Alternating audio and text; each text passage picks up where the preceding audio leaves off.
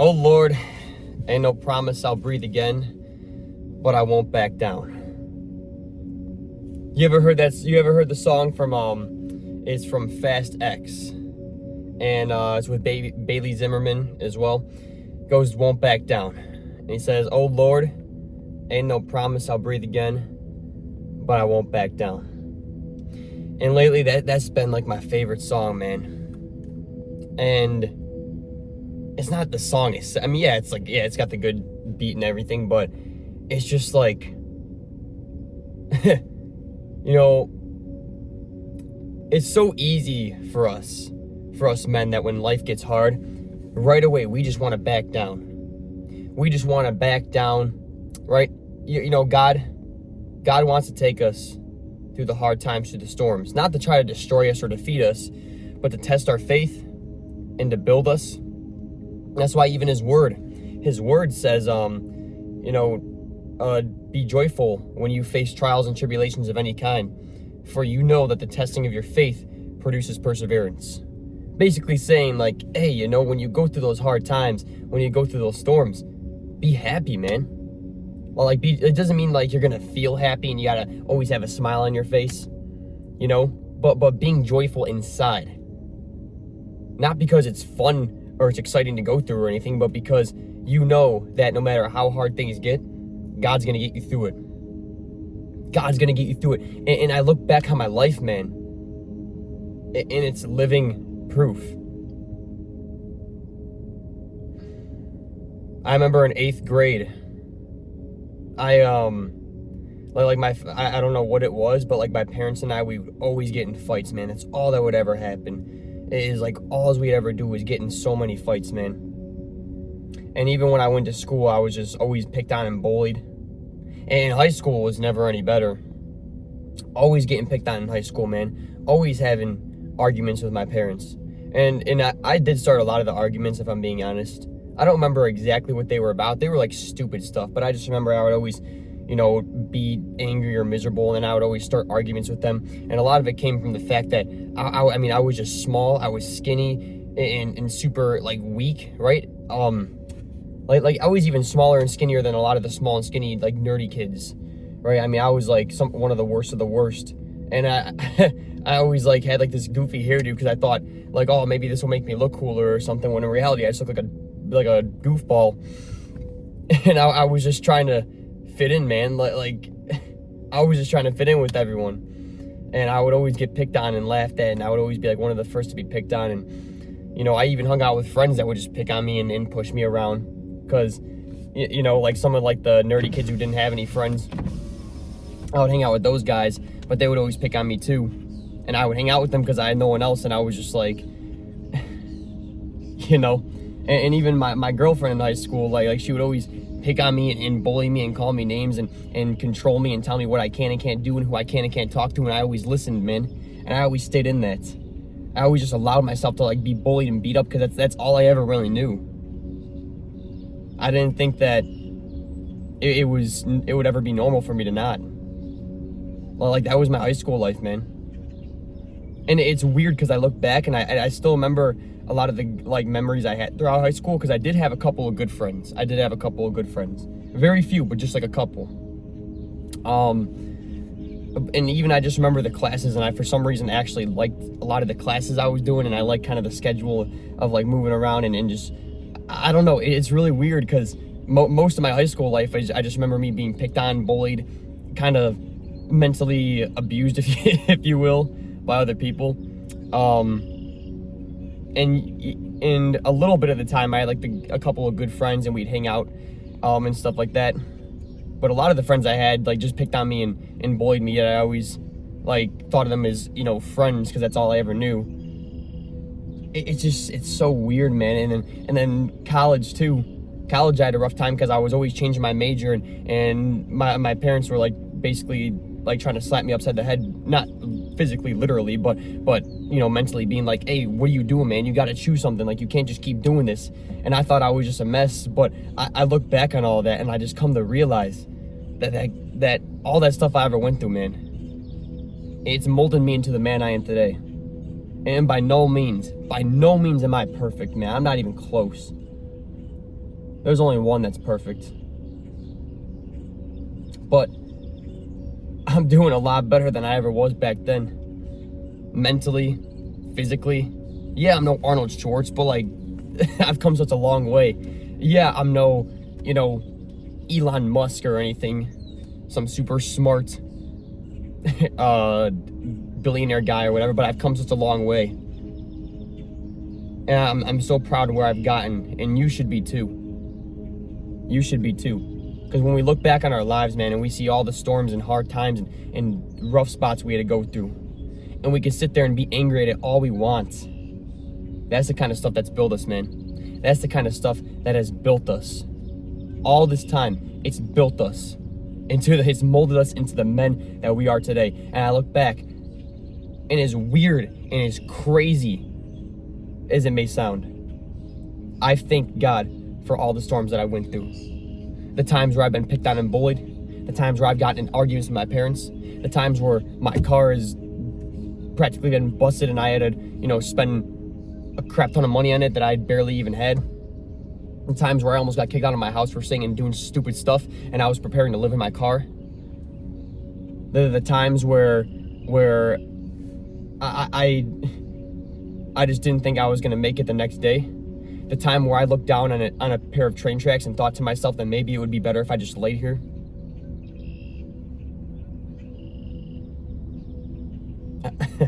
I thank God for all that, man.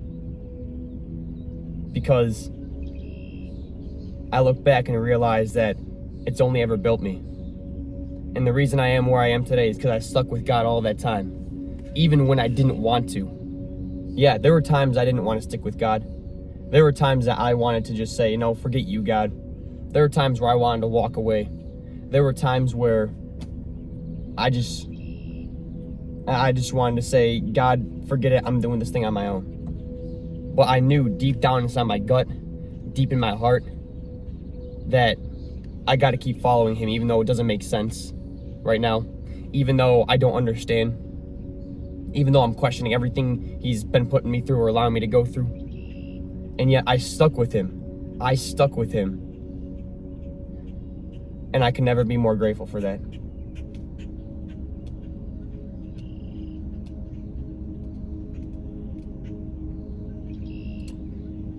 So yeah, I won't back down.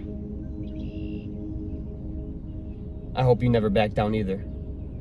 We won't back down, man. We won't back down.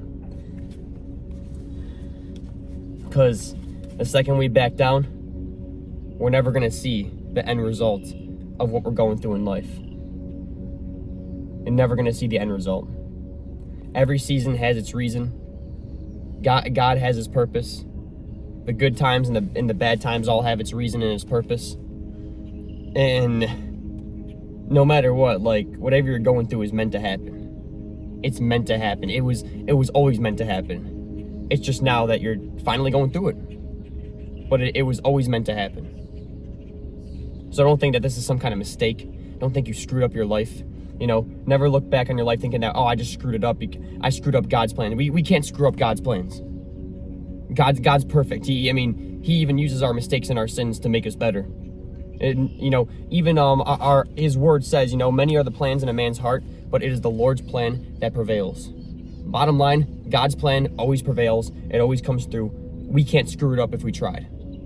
It's like saying, I know God controls everything, but I can interrupt him and I can control him for a minute. No, that's not how God works, man. You can make the stupidest, dumbest mistake of your life and go through the hardest, stupidest times of your life, and yet you still can't screw up God's plan. The only thing that you can screw up is your relationship with him, because, a relationship is a two-way thing, right? God will never screw up the relationship with you, but you can screw it up with him. And the second you decide to back down and back away from him is the second that things get screwed up.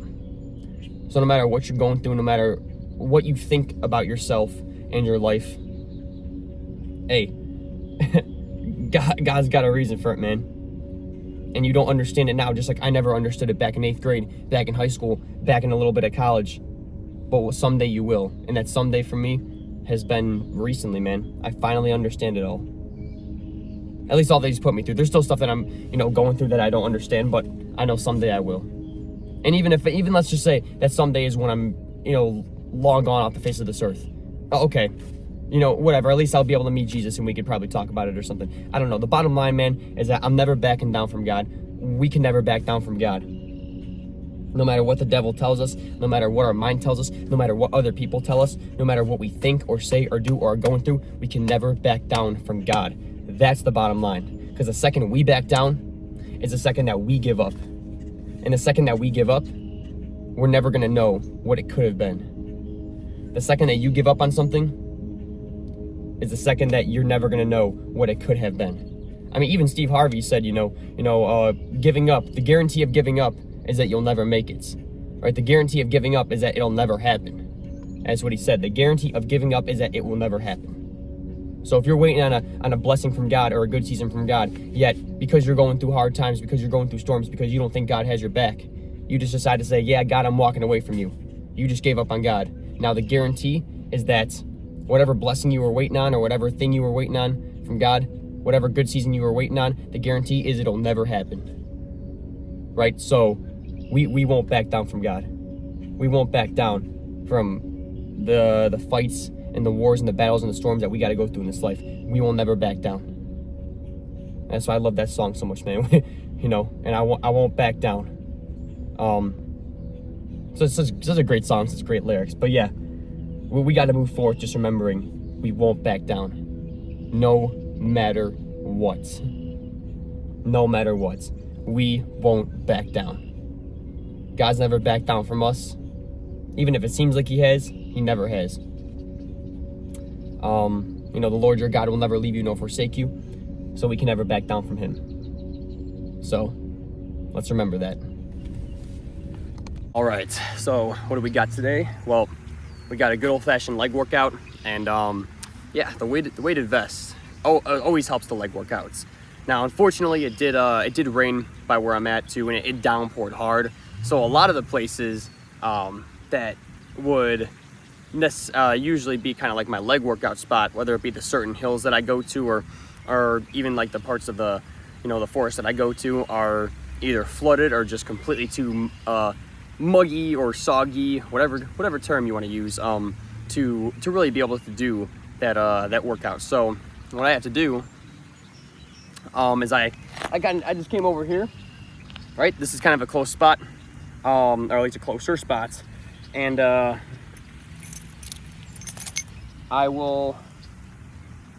just be doing like the workout here. I mean, it's on rocks right by a lake, nice little spot, and it's not gonna be muggy or soggy or anything like that.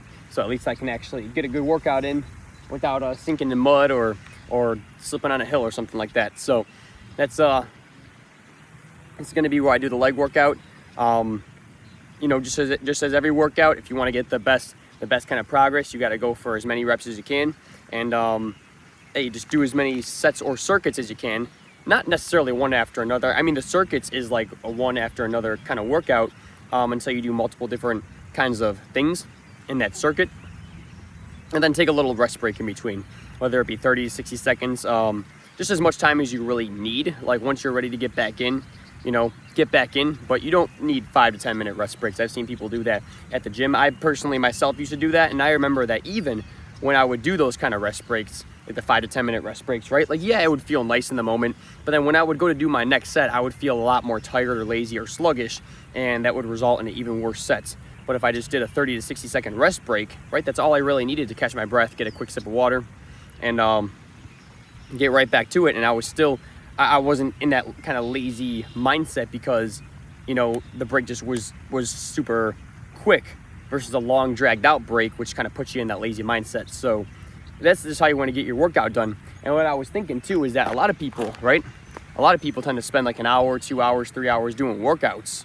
I remember I used to spend 2 to 2.5 hours doing workouts, but what we don't come to realize is that we think that's being productive. We think that those long dragged out workouts are being productive, when in reality, if you look at your workouts, right? For example, when I used to do like my 2.5 hour workouts at the gym, my workouts would last, I would be at the gym that long, but I would only do like 15 to 20 sets total. And each set would only take about a minute on average, maybe 2 minutes if you want to be on the higher end. So, I got to say like a minute and a half on the higher end because, no, 2 minutes, no, that's too long. So let's say that I'm doing 20 sets on the high end, and on the high end, it's 90 seconds each. Okay, 20 sets times 90 seconds is, 1,800 seconds. You want to divide that by 60. Oh, now I got the math coming in. If I'm not mistaken, that's 30 minutes total of working out. And if you want to keep it simpler, right, let's just say I'm doing 15 sets, and they take a minute each. That's 15 minutes of actually working out. The rest of the time is spent either racking up the weights or taking it off. It's spent going in the locker room, the bathroom breaks. It's spent, the little breaks in between sets on your phone or whatnot. So the people that actually spend 2 hours at the gym or doing the workouts or whatever, realistically, only about 15 to 30 minutes of that time is actually spent working out, which is why 15 to 30 minute workouts that you're just constantly moving, right? You take the short rest breaks, absolutely, but only what you need, but you're constantly moving, right? That's why these workouts are a lot shorter, because I don't have to rack up weights or take them off or anything, number one. Number two, I don't have to go in the locker room for anything. I use the bathroom before I even start. And I take like 30 to 60 second rest breaks in between, which, all that combined, it's all the little stuff combined, cuts down your time by so much, because the actual amount of time that I spent working out, and that most people spend working out, actually working out, is about 15 to 30 minutes, right? Minute per set, 15 sets, or 30 sets, okay. Or 20 sets at 90 seconds, okay. That's the actual time spent working out. But when people say they do 2 hour workouts, that's just 2 hours in that kind of workout zone, right? They count arriving at the gym and then leaving the gym. I was at the gym from 2 to 4. I did a 2 hour workout. No, you did a 15 to 30 minute workout, right? Because all that other little stuff added up time in the end. That's why these body weight workouts where there's no weights to rack up or take off, and the ones where, right, you're just constantly moving. Yes, you take the little rest breaks in between, but they're 30 to 60 seconds and not like 5 to 10 minutes, right? You're not distracted at all. You're just constantly moving, right? Move, break. No distractions, no nothing. That's why they take a lot less longer than gym. And it's not to say that gym is bad or anything. Just keep in mind that it's going to take a little bit more time. Because again, you got to count racking weights on and off. You got to count if you got to go to the locker room or whatever, like stuff like that. Maybe you see people there that you talk to, stuff like that. But if you just do a full straight through workout, no distractions, you don't got to rack on weights or rack them off or anything. You just do it full straight through. You use the bathroom before and don't use it during. Your rest breaks are 30 to 60 seconds. Then your workout's going to be very quick. But if you're moving the whole time, it's going to be very intense and really all that you actually need. So I actually thought about that the other day, and I was just like, I want to come on here and say that because it puts into perspective how long you're actually working out for.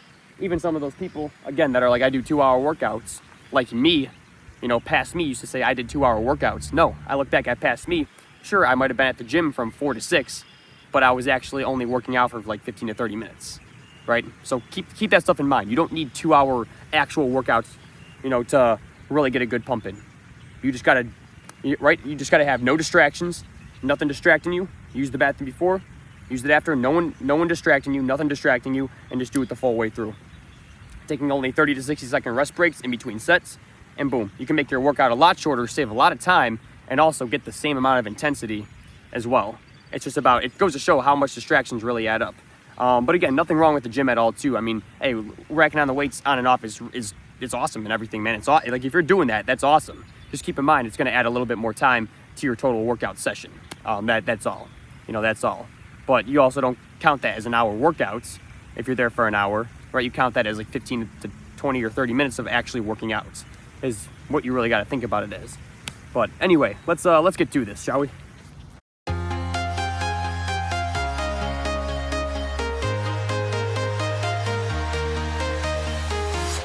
I'm walking alone, the streets are empty.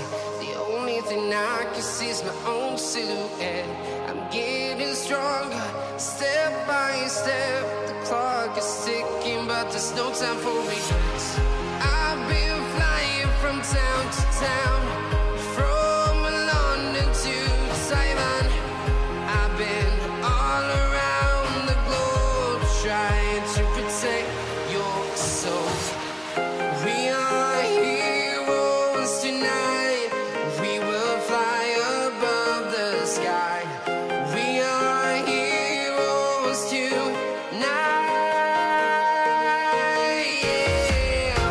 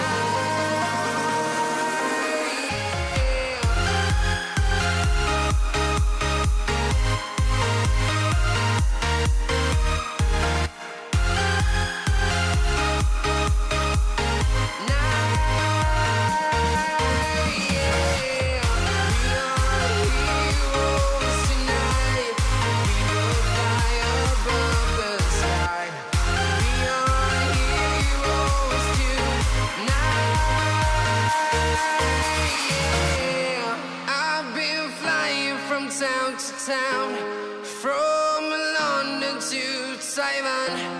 I've been all around the globe trying to protect your soul.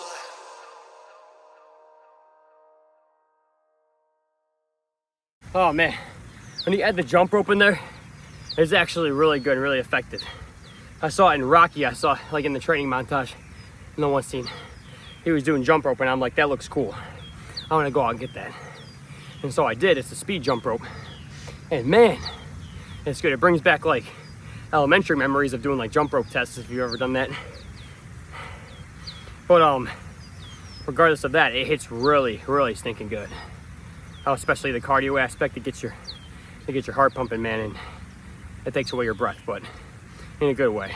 All right, let's see how the physique's looking.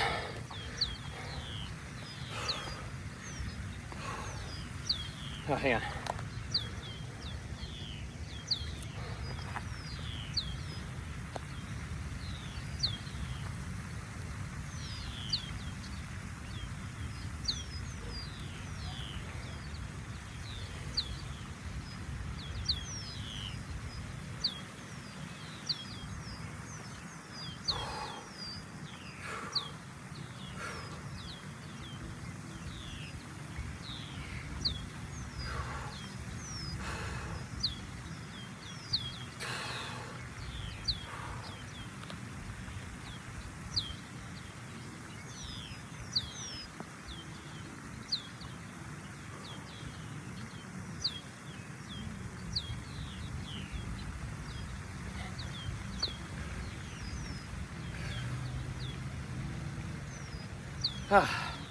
Okay.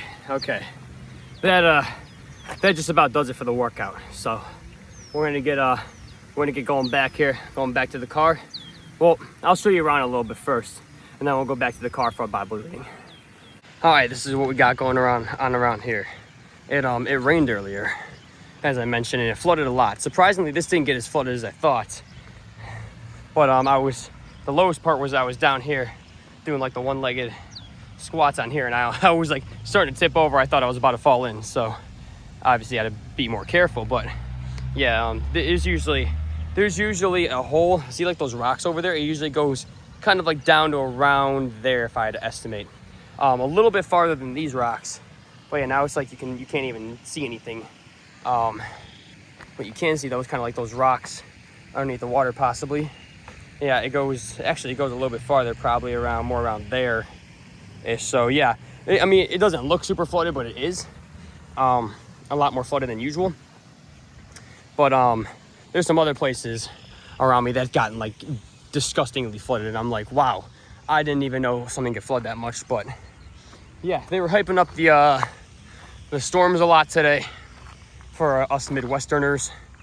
I think some Southerners too. I think they were hyping up the storms a lot, and at least by where I am, all I got hit was heavy rain. But they were talking about tornado watches and severe thunderstorms. They like to overhype everything, which I guess is always better and safer than underhyping it. But still, usually the strongest storms happen when the sun's out during the day and then the storms hit at night. It gives the sun time to heat up the atmosphere a lot when the sun's out during the day, and that usually creates nastier storms at night. That's why even like the Plainfield tornado in Illinois, if you ever heard of it, I believe it was an August day, and it started off like, yes, warm, like 80s, high 80s, and then it got into like the 90s and stupid humid during the day, and it seemed to come out of nowhere like a random heat wave. And then at night, boom, that's when things went south, and then that Plainfield tornado F5 hit. Not that would be the case every single time a random little heat wave or it gets randomly warm during the day. It's not going to happen every time, obviously. Otherwise, it would be a lot more F5 tornadoes, but that was one of the more extreme cases. But yeah, this is just like the area where I'm around. Really nice area, really nice little trail. Like I said, I couldn't really go out and explore or adventure much just because it's been absolutely raining all day. I've been at work, so a lot of outdoor events they canceled, and obviously can't go much places either. But it's times like these where you just kind of enjoy the simple things, like a nice simple walk on a trail or something like that. You know, get to enjoy stuff like that. But yeah, it's pretty darn nice by over here. And yeah, thankfully the weather didn't get too crazy. You know, I would love to go in one of those tornado cars one day, the ones that like drill into the ground. I'd love to do something like that one day. But in the meantime, we just enjoy what we got. That's what we do, and make the most of what we got, and be grateful when a tornado doesn't absolutely destroy homes or anything. So anyway, that being said, let's get back to the car for a little Bible reading. All right, we'll leave off where we left off last time at Mark 10:27. We'll go. Jesus looked at them and said, "With man this is impossible, but not with God. All things are possible with God." Then Peter spoke up. "We have left everything to follow you." "Truly I tell you," Jesus replied, "no one who has left home or brothers or sisters or mother or father or children or fields for me and the gospel will fail to receive 100 times as much in this present age. Homes, brothers, sisters, mothers, children, and fields, along with persecutions, and in the age to come, eternal life. But many who are first will be last, and the last first." They were on their way up to Jerusalem with Jesus leading the way, and the disciples were astonished, while those who followed were afraid. Again, he took the 12 aside and told them what was going to happen to him. "We are going up to Jerusalem," he said, "and the Son of Man will be delivered over to the chief priests and the teachers of the law. They will condemn him to death and will hand him over to the Gentiles, who will mock him and spit on him, flog him, and kill him. 3 days later he will rise." Then James and John, the son of Zebedee, came to him. "Teacher," they said, "we want you to do for us whatever we ask." "What do you want me to do for you?" he asked. They replied, "Let one of us sit at your right and the other at your left in your glory." "You don't know what you are asking," Jesus said. "Can you drink the cup I drink or be baptized with the baptism I am baptized with?" "We can," they answered. Jesus said to them, "You will drink the cup I drink and be baptized with the baptism I am baptized with, but to sit at my right hand or left is not for me to grant. These places belong to those for whom they have been prepared." When the 10 heard about this, they became indignant with James and John. Jesus called them together and said, "You know that those who are regarded as rulers of the Gentiles lord it over them, and their high officials exercise authority over them. Not so with you. Instead, whoever wants to become great among you must be your servant, and whoever wants to be first must be slave of all. For even the Son of Man did not come to be served, but to serve, and to give his life as a ransom for many." Then they came to Jericho. As Jesus and his disciples, together with a large crowd, were leaving the city, a blind man, Bartimaeus, which means son of Timaeus, was sitting by the roadside begging. When he heard that it was Jesus of Nazareth, he began to shout, "Jesus, Son of David, have mercy on me." Many rebuked him and told him to be quiet, but he shouted all the more, "Son of David, have mercy on me." Jesus stopped and said, "Call him." So they called to the blind man, "Cheer up, on your feet, he's calling you." Throwing his cloak aside, he jumped to his feet and came to Jesus. "What do you want me to do for you?" Jesus asked him. The blind man said, "Rabbi, I want to see." "Go," said Jesus, "your faith has healed you." Immediately he received his sight and followed Jesus along the road. Yeah, man, your faith has healed you. And it's crazy because a lot of the times, even when I'm going, like whether I'm going through something hard or not, and a lot of the times in the past, I've like questioned my purpose and my calling and who I really am. And it's just crazy that once I stop trying to necessarily become who I think I'm meant to be, right? And I just say, "Jesus, make me into whoever you want." Then it's like no matter what happens in my life or where I go or what I do, I always find happiness and fulfillment, right? Because if it were up to me, right? If it were up to me, I would be doing a lot of things differently, right? But because I physically cannot do those things differently, whether it be like financial reasons or physical reasons or whatever, because I cannot actually do those things differently in my life, then if I try to put all of my happiness and my fulfillment into those things in which I cannot do, just because I want to do them and I want to accomplish them, I would never really be happy. But when I put my fulfillment and happiness in Jesus alone, then no matter where I go or what I do, I'm always able to find fulfillment and happiness because I know that every part of my life has a reason and a meaning, and God's brought me to every single specific place in my life for a reason. So if I were to end up I work a job right now, and don't get me wrong, I know I love working it, but there are days where I'm not feeling it. And there are times where I question, even though I love it, is it really for me? Right? But I think to myself that, hey, if I put all of my happiness in this job, or even, a different kind of job that I want in the future, because I love what I'm working now, but there's different things that I want to do in the future for sure. And if I put all my happiness in those things, but I don't end up fulfilling them, not because I didn't try, but because God had different plans, and I didn't end up fulfilling those things, right? But yet my happiness was in them, I would never be happy because I did not fulfill them, because God had different plans, and because I did not fulfill them, I would not be happy, because that's where I put my happiness. But when I put my happiness and my fulfillment in Jesus alone, then I know that no matter what job I work, or no matter where I end up, or no matter what happens, I always have a reason to be happy, because I'm trying my best, and God's just bringing me to different places based on his will. So that, like, no matter what happens, I'm going to be happy, because no matter what happens, God's will is going to prevail in the end. Many are plans in the man's heart, but it is the Lord's plan that prevails. That's what God's word says. And so if you just put your happiness and fulfillment, not in one certain thing, or if you at a goal that you may not accomplish or whatever, but if you put your happiness and fulfillment in Jesus alone and in God's plan alone, then it'll never fail for you to be happy in life, because God's plan never fails. But if you put your happiness and fulfillment in something, right, there's like a 50-50 shot. You may give it your absolute all, but yet you still don't end up accomplishing it because it wasn't God's plan. And because you put your happiness in it, you didn't accomplish it. Now you're not happy. So let's not go forth in life thinking that I'm only going to be happy if this happens, or if this happens, or if this happens, because those things may not happen. Even if you give it your all, because the only reason it would not happen is if it's not God's will. But if we say, I'm going to be happy I'm only ever going to be happy when God's plan prevails, then we're always going to be happy, because his plan always prevails. Your faith has healed you, as Jesus said. Your faith has healed you. And if we just put our faith in God, and that doesn't mean, hey, I trust you to make this work. It means I trust you whether you make it work or not, whether you get me to where I want to be or not, because where I want to be might be different from where you need me to be, God, right? Then like nothing can ever take you down. I can sit here and say, I'll only be happy if this happens, or if I make this much money, or if I end up with this girl, or if this happens. And yeah, it's possible I could end up with all those things I want, but there's a big possibility that I end up with only a couple of those things, or even none of those things, because it wasn't, not because I didn't try to go after it, but because it wasn't God's plan. Of course, I'm still going to try to go after those things, right? Either until I get it, or until I realize it's not God's will. But I can sit here and say I'm only going to be happy if I get this, or do this, or accomplish this, or whatever. If it doesn't happen, I'm not going to be happy. Or I can sit here and say I'm going to be happy only when God's plan prevails. My happiness is dependent on God's plan. Then I'm always going to be happy, because God's plan always prevails. That's the power of faith right there.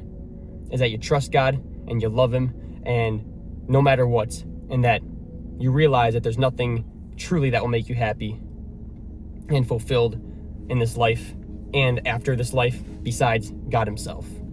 That's faith right there, man. And if there's any kind of faith that us men gotta have, it's that kind of faith. Because we got that kind of faith, nothing can ever take us down or bring us down. So, and it doesn't just happen overnight. It's about building that kind of faith over time. So let's go forth building that kind of faith, man. Right? Letting our faith heal us. That's what it's about. So, anyway, that's the Bible reading and talk for today. So that being said, hey, this has been the mission for today. So now it's our time to go become the men God made us to be. And I will see you tomorrow to continue this mission.